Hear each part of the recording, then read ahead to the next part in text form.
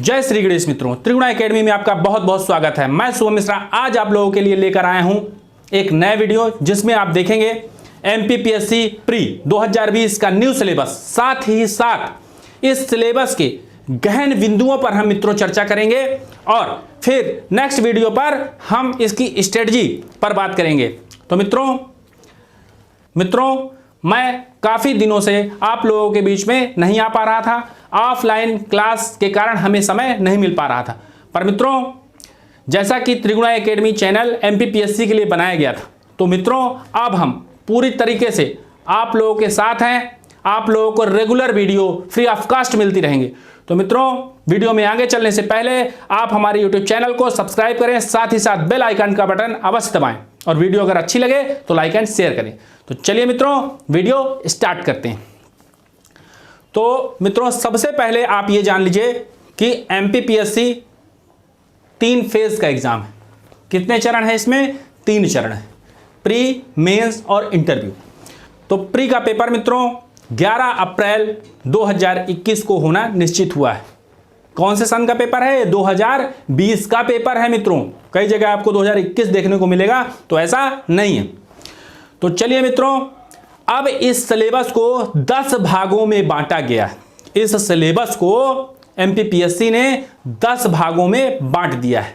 अब उन 10 भागों को आज पूरी तरीके से मैं आपको समझाऊंगा और उसको कैसे कंप्लीट करना है, उसकी क्या स्ट्रेटजी रहेगी, इन सब बातों पर हम चर्चा करेंगे। तो सबसे पहले मित्रों 10 के 10 भाग आपको हमारे चैनल में मिलेंगे। तो पहला भाग जो है एमपी, तो पहले देखिए सबसे पहले मित्रों एमपी का फर्स्ट पोर्शन, फर्स्ट यूनिट क्या बोलता है? एमपी का इतिहास। एमपी के इतिहास में आपको क्या क्या चीजें पढ़नी है, तो बिल्कुल क्लियरली मैंने मेंशन किया है। संस्कृति एवं साहित्य, तो इतिहास की मुख्य घटनाएं, मध्य प्रदेश, यहां सारी चीजें मध्य प्रदेश की हैं, ध्यान रखिएगा मित्रों।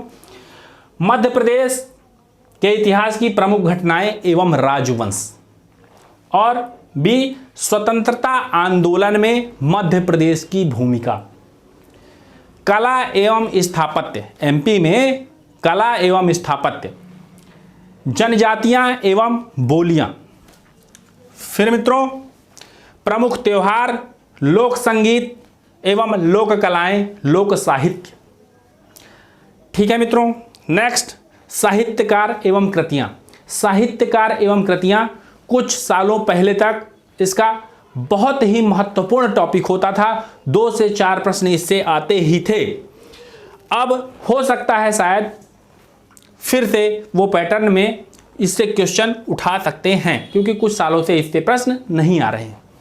फिर धार्मिक एवं पर्यटन स्थल, जो मध्य प्रदेश में धार्मिक स्थल हैं महत्वपूर्ण और पर्यटन स्थल है महत्वपूर्ण, उन पर भी विशेष ध्यान देना है। फिर एसटी व्यक्तित्व, जनजाति के जो महत्वपूर्ण व्यक्तित्व हैं उन पर चर्चा की जाएगी। ठीक है मित्रों। अब आता है मित्रों दूसरा यूनिट, भारत का इतिहास। अब आपने क्या देखा था? एमपी का इतिहास, भारत का इतिहास। तो सबसे पहले एक ही लाइन में इन्होंने बोल दिया है प्राचीन एवं मध्यकालीन भारत का इतिहास। ठीक है। प्रशासनिक, सामाजिक और आर्थिक, किसी भी इतिहास के फेज को तीनों स्तर पर देखना है। प्रशासन कैसा चलाया जा रहा है, फिर सामाजिक लोग कैसे हैं वहाँ, समाज कैसा है वहाँ। तीसरा आता है मित्रों आर्थिक व्यवस्था। अर्थव्यवस्था के बिना कोई भी राज्य नहीं चलाया जा सकता है, पहले भी ऐसा था और आज भी ऐसा है। तो आर्थिक गतिविधियाँ कैसी हैं, इन पर चर्चा होगी। 19वीं एवं 20वीं शताब्दी में सामाजिक एवं धार्मिक सुधार, जो 19वीं एवं 20वीं शताब्दी। तो सबसे पहले मित्रों मैं आपको ये बताना चाहता हूं, जब भी आप सुनेंगे 19वीं शताब्दी या 20वीं शताब्दी, उसका मतलब क्या होता है? 19वीं शताब्दी जैसे देखेंगे मित्रों, जैसे ये है 19वीं शताब्दी। 19वीं शताब्दी का मतलब है 1801 से 1899 या 1900 तक। ठीक है, ये कहलाता है 19वीं शताब्दी। क्लियर मित्रों। तो तो इसलिए मैंने बता दिया कि कुछ स्टूडेंट जो हमारे ऑफलाइन क्लासेस में हैं वो लोग बोल देते हैं कि 1900 से स्टार्ट करते हैं। ठीक है मित्रों, अब आती है बात स्वतंत्रता संघर्ष एवं अंतर्राष्ट्रीय। अब क्या देखेंगे हम? स्वतंत्रता संघर्ष एवं भारतीय राष्ट्रीय आंदोलन। स्वतंत्रता संघर्ष, जैसा कि प्रथम स्वतंत्रता संघर्ष 1857 कहलाता है, पर उससे पहले भी कई सारे विद्रोह हुए हैं, उनको भी हमें देखना है। और भारतीय राष्ट्रीय आंदोलन में क्या क्या कैसे कैसे हुआ उसको हम देखेंगे। स्वतंत्रता के पश्चात भारत का पुनर्गठन एवं एकीकरण। स्वतंत्रता, भारत जब स्वतंत्र हो गया उसके बाद उसके राज्यों का जो बंटवारा होता रह गया। आज भी राज्य जो है, राज्यों की संख्या बढ़ रही है, जिलों की संख्या बढ़ रही है, प्रशासन के आधार पर इनको बढ़ाया या घटाया जा रहा है। और फिर फजल अली की अध्यक्षता में, जैसा कि हिस्ट्री जब मैं पढ़ाऊंगा तो आप लोगों को बताऊंगा कि भाषाई आधार पर भी राज्यों का पुनर्गठन हुआ था फजल अली के द्वारा। उनके पहले ऐसा नहीं माना जाता था। लोग, गवर्नमेंट का कहना था कि गवर्नमेंट का कहना था कि प्रशासन की सुविधा के अनुसार राज्यों का पुनर्गठन होगा। तो चलिए मित्रों, यहाँ तक की चीज़ें आपने देखी। अब आते हैं तीसरा यूनिट, एमपी का भूगोल, मध्य प्रदेश का भूगोल। तो भूगोल का मतलब क्या है? भूमि के बारे में संपूर्ण जानकारी। तो अब देखेंगे एमपी के भूगोल में मध्य प्रदेश के वन की उपज, वनोपज, फिर आपका वन्य जीव, नदियाँ, पर्वत श्रृंखलाएं, फिर जलवायु एमपी की, प्राकृतिक एवं खनिज संसाधन, फिर परिवहन, प्रमुख सिंचाई एवं विद्युत परियोजनाएं, कृषि, पशुपालन एवं कृषि आधारित उद्योग। ये यहाँ से आपका मित्रों एमपी का ज्योग्राफी कंप्लीट होता है। फिर आता है चौथा यूनिट, भारत एवं विश्व का भूगोल। इसमें भौतिक भूगोल, भौतिक विशेषताएं एवं भौतिक प्रदेश। फिर प्राकृतिक संसाधन में सारी चीज़ें आएंगी, वन, खनिज, जल, कृषि, वन्य जीव, राष्ट्रीय उद्यान, अभ्यारण्य, सफारी इत्यादि। सामाजिक भूगोल में मित्रों जनसंख्या संबंधी आंकड़े, जनांकी, जैसा कि आप सभी जानते हैं, और नहीं जानते हैं तो मैं बताऊंगा। जनगणना में क्या क्या चीज़ देखी जाती है? जनसंख्या, लिंगानुपात, साक्षरता, समझ रहे हैं ना, और डेंसिटी, घनत्व, और आदि और भी कई सारी चीज़ें हैं। आर्थिक भूगोल, प्राकृतिक एवं मानवीय संसाधन, विश्व के महाद्वीप, महासागर, देश, नदियाँ और पर्वत। फिर विश्व के प्राकृतिक संसाधन, परंपरागत एवं गैर परंपरागत ऊर्जा स्रोत। तो मित्रों 4 यूनिट देखने के बाद अभी हमें 6 यूनिट और देखना है। तो बोर्ड में जगह ना होने की वजह से अभी हमें इसे मिटाना पड़ेगा। अगर आप लोग इसे देख लेंगे, स्क्रीनशॉट ले लेंगे, स्क्रीनशॉट ले करके लिख लीजिएगा। चलिए मित्रों, तो अब मैं इसे मिटाऊंगा, फिर बाकी के यूनिट 6 लिख करके और उनको भी डिस्कशन करूंगा। हाँ तो मित्रों, अब बात करते हैं 5वें यूनिट के बारे में। आप देखेंगे एमपी की संवैधानिक व्यवस्था, साथ में एमपी की अर्थव्यवस्था। तो संवैधानिक व्यवस्था में राज्यपाल, मंत्रिमंडल, विधानसभा और उच्च न्यायालय। फिर अर्थव्यवस्था में देखेंगे जनगणना, आर्थिक विकास, प्रमुख उद्योग, साथ में जनजाति मतलब SC ST के कल्याणकारी योजनाएं। ठीक है मित्रों, अब चलते हैं 6वें यूनिट में। 6वां यूनिट क्या बोलता है मित्रों? भारत की राज्य व्यवस्था एवं अर्थव्यवस्था। तो भारत की राज्य व्यवस्था में क्या है मित्रों? भारत का शासन अधिनियम, कितना बढ़िया दिया है सिलेबस, देखिए।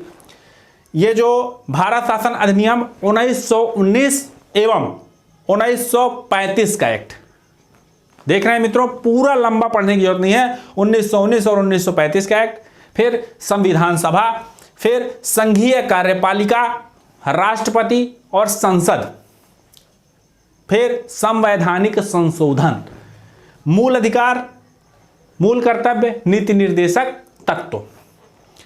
अब अर्थव्यवस्था में मित्रों क्या है भारत की? औद्योगिक विकास जो पहले से आज आ रहा है, पंचवर्षीय योजनाएं, योजना आयोग और नीति आयोग। योजना आयोग तो अब रिप्लेस हो गया है, नीति आयोग आ गया है। एवं विदेशी व्यापार, जो हमारा फॉरेन एक्सचेंज है, ठीक है ना, फॉरेन ट्रेड है उसकी बात करेंगे, विदेशी व्यापार में आयात एवं निर्यात। फिर वित्तीय संस्थाएं, ठीक है ना, फाइनेंशियल बॉडी क्या है, आरबीआई। फिर राष्ट्रीयकृत जो बैंक है, गवर्नमेंट सार्वजनिक बैंक, फिर सेबी, फिर एनएसई और एनबीएफसी। सेवेंथ यूनिट में क्या है, विज्ञान एवं पर्यावरण। सेवेंथ यूनिट में विज्ञान एवं पर्यावरण। तो विज्ञान एवं पर्यावरण में सबसे पहले, ये भी पहले था, विज्ञान के मौलिक सिद्धांत, भारत के प्रमुख वैज्ञानिक, ठीक है ना, और वैज्ञानिक संस्थान और उसकी उपलब्धियां, साथ ही साथ उपग्रह, अंतरिक्ष एवं प्रौद्योगिकी। फिर आता है पर्यावरण और जैव विविधता, पारिस्थितिकी तंत्र, पोषण, आहार, पोषक तत्व, ठीक है मित्रों, मानव शरीर की संरचना, इन सब विषयों पर हम चर्चा करेंगे। फिर आता है कृषि उत्पाद, खाद्य प्रसंस्करण, स्वास्थ्य नीति कार्यक्रम, प्रदूषण, प्राकृतिक आपदाएं, ये भी है मित्रों, पहले भी था ये प्राकृतिक आपदाएं, और देख रहे हैं प्रदूषण एवं प्राकृतिक आपदाएं, उनका प्रबंधन। तो प्राकृतिक आपदा पहले भी था, पर पहले एक्स्ट्रा में चीजें दे सकता था, मेंस में ये डिफाइन किया गया था चैप्टर, और इसमें प्री में ही दे दिया गया। आगे चलते हैं मित्रों, 7th के बाद 8th देखिए, राष्ट्रीय एवं अंतर्राष्ट्रीय घटनाक्रम, जिसको हम समसामयिकी या करंट के नाम से जानते हैं। महत्वपूर्ण व्यक्तित्व या संस्था, एमपी का, इंडिया का और विश्व का, वर्ल्ड का, ठीक है ना, तीनों चीजें। तो महत्वपूर्ण व्यक्तित्व एवं संस्था, महत्वपूर्ण घटनाएं, भारत एवं एमपी के प्रमुख खेल प्रतियोगिताएं और पुरस्कार। आखिर वो खेल को मित्रों इंक्लूड किया है उन्होंने, खेल को वो मिस नहीं कर सकते, उनका फेवरेट टॉपिक है। अब चलते हैं 9th यूनिट। 9th यूनिट में सूचना संचार एवं प्रौद्योगिकी। सूचना संचार प्रौद्योगिकी में क्या क्या देखेंगे मित्रों, इलेक्ट्रॉनिक सूचना एवं संचार प्रौद्योगिकी, रोबोटिक्स, एआई, ये नया इंक्लूड किया गया है, रोबोटिक्स, एआई। एआई का मतलब है आर्टिफिशियल इंटेलिजेंस। फिर cyber security, e governance, e commerce, ये पुराने हैं मित्रों। इंटरनेट, सोशल नेटवर्किंग साइट, ये सब पुराना है, ये दोनों चीजें इसमें जोड़ी गई हैं, और ये सारी चीजें मैं मित्रों कंप्लीट करवाने का प्रयास करूंगा। आप हमारे यूट्यूब चैनल से जुड़े रहें। अब देखते हैं मित्रों 10th टॉपिक। 10th यूनिट में क्या है, राष्ट्रीय एवं प्रादेशिक संवैधानिक सांविधिक निकाय।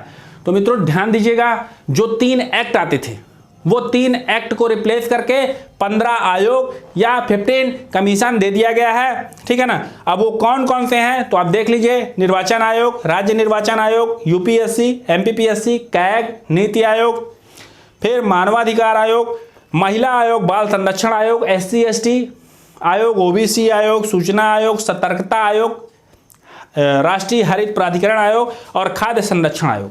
तो मित्रों इसका स्क्रीनशॉट आप चाहे तो ले सकते हैं। पूरा सिलेबस जो है मैं लिख के रखा है मैंने।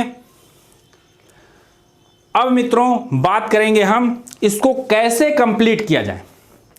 सिलेबस तो आपने देख लिया मित्रों, अब इसको कैसे कंप्लीट करना है हमें, और हमारे पास जो है 92 डेज टोटल हैं।